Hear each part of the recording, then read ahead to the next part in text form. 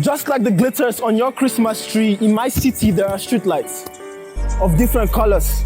Ever wondered why those lights blink in rapid succession? Well, I guess they're not patient enough to witness another body drop dead on the streets. In my city, there are too many Santa Clauses. To be alive in the present is a present, so every day be Christmas. My mother says not to put our hopes on the things of this world, but pray to always see the sun. So my brothers went to church with hands clasped, knees bent, to thank God for daily bread, but still caught a bullet before they could finish the Lord's Prayer. So you see, you write songs and carols to celebrate his birth, but we write poems and eulogies for days when Santa Claus don't come through, and the present is not a present anymore. How do you pray for a country where people literally die in Sunday service? The pastor said that the Lord fights our battles while we hold our peace. So my brother held on to his pieces until he became a poem. I told him that those click-clacks will only leave you with big cracks, or worse, turn you to another hashtag. He forgot what Drake said, that the aim is to be somebody, so you don't be somebody who makes it to the news so everybody can tweet about it.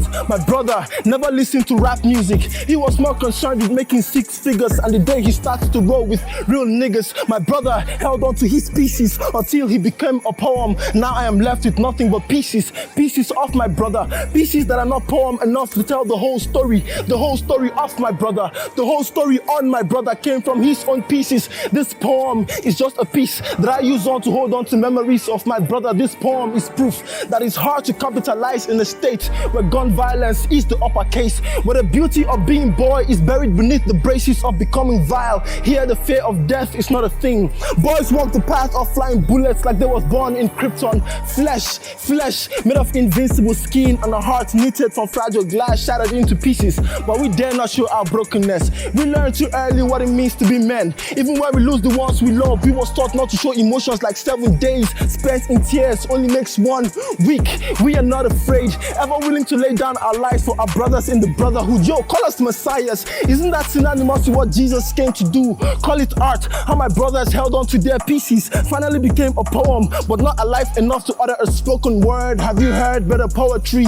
When you come to our streets, you better watch your steps, cause right here it's a minefield. Our minds is filled with rage, cause we were raised by men with vile mentality. We take whatever we want. They call us thieves, but we watch our leaders steal everything we had. Made us go hungry to the point we couldn't afford a food for thought. We know unemployment like it was our last names. An idle man, they say, is the devil's workshop, but nowadays crime pays like a part-time job, so we became entrepreneurs.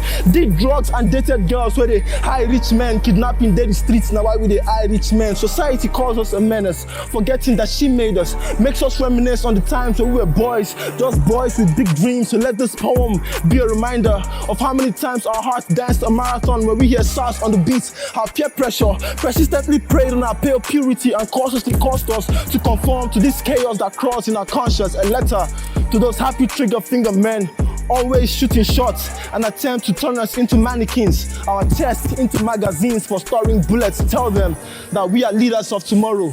But when you stop and think, tomorrow never really comes. Now does it?